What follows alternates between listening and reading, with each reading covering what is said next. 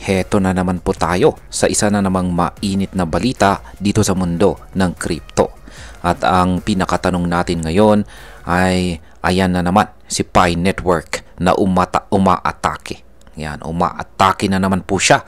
At yan, magtutuloy-tuloy ba ang kanyang pagtaas? Kung isa ka po sa matagal ng supporter ni Pi Network o kaya ay bago pa lamang dito sa mundo ng crypto, siguradong ramdam mo ang hype na dala ng biglaang pagtaas ni Pi. Pagkatapos po ng matagal na pagtulog ni Pi, bigla po siyang bumangon at nag-surge ng halos 16% sa loob ng isang araw. Pero teka, hanggang kailan po ang pagtaas na ito? Hype lamang ba ito o simula na ng totoong pag-akyat ni Pi?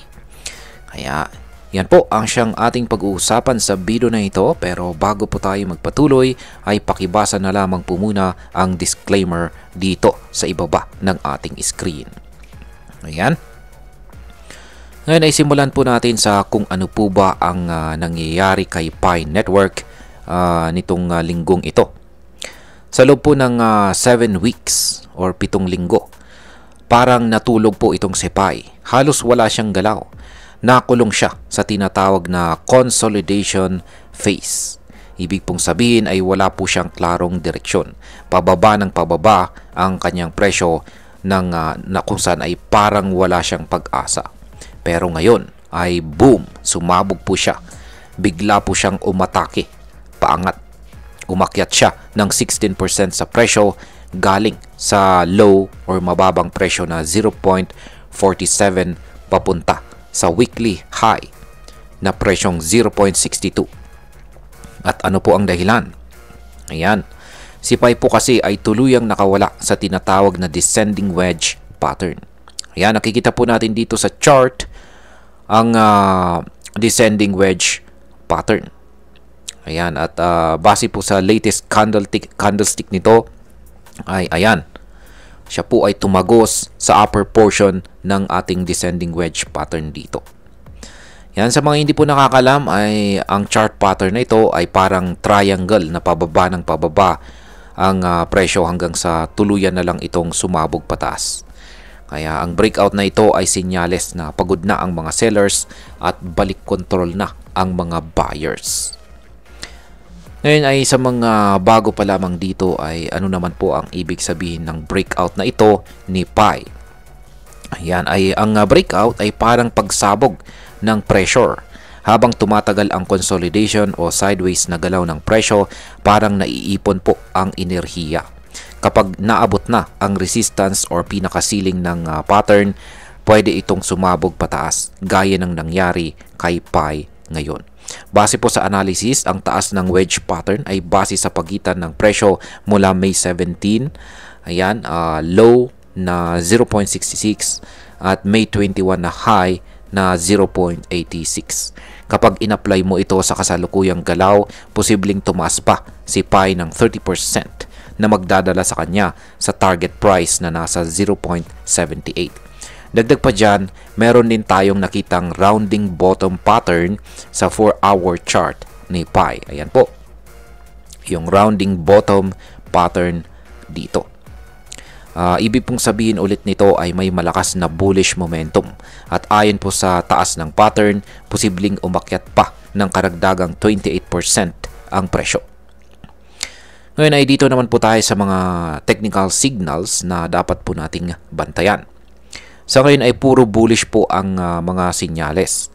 Yan po ulit, ang breakout sa descending wedge pattern dito. Malinaw po na sinyalis yan ng trend reversal. Pangalawa ay ang rounding bottom pattern. Yan dito na nagpapakita ng malakas na suporta mula sa mga buyers. At ang pangatlo ay ang volume increase. Yan, dumarami po ang bumibili at sinyalis po yan ng kumpiyansa or confidence.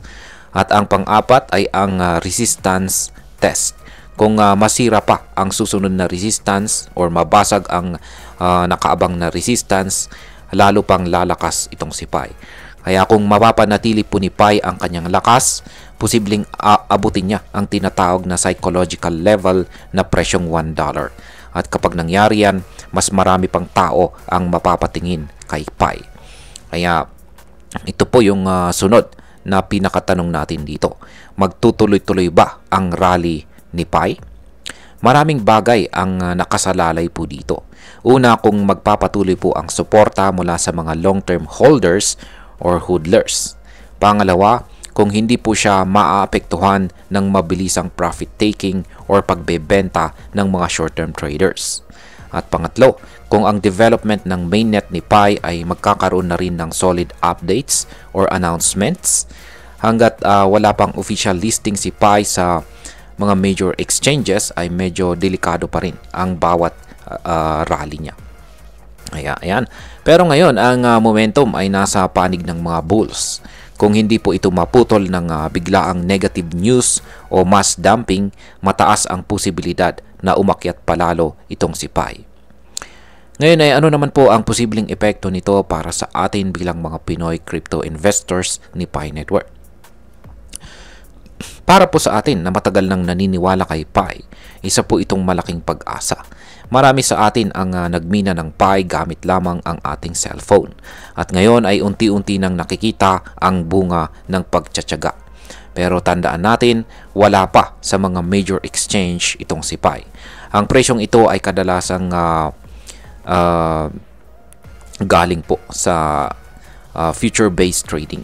Ibig sabihin ay posibleng hindi pa ito ganap na real market price. Kaya kung isa ka pong Pinoy trader, magandang pagmasdan muna ang galaw ni Pi sa mga susunod na araw. Bantayan ang volume, ang mga official announcements at ang reaksyon ng community.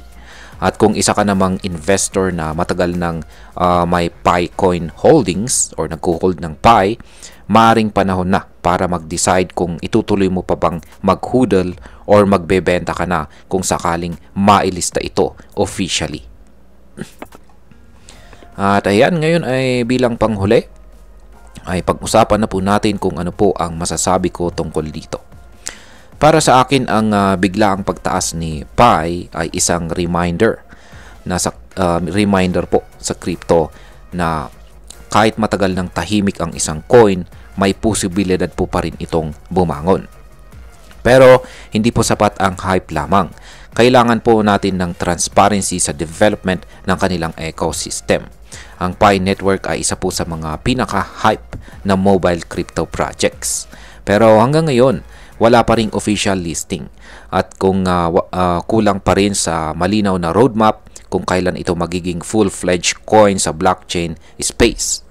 Kaya para po sa mga Pinoy na umaasa kay Pi, magandang maging excited pero manatiling maingat. Ang crypto po ay isang laro ng timing, tiyaga at saka tamang impormasyon. At ayan, hanggang dito na lamang po tayo sa video na ito mga ka-crypto. Marami pong salamat sa panonood. Ingat po tayo lagi at God bless po sa ating lahat.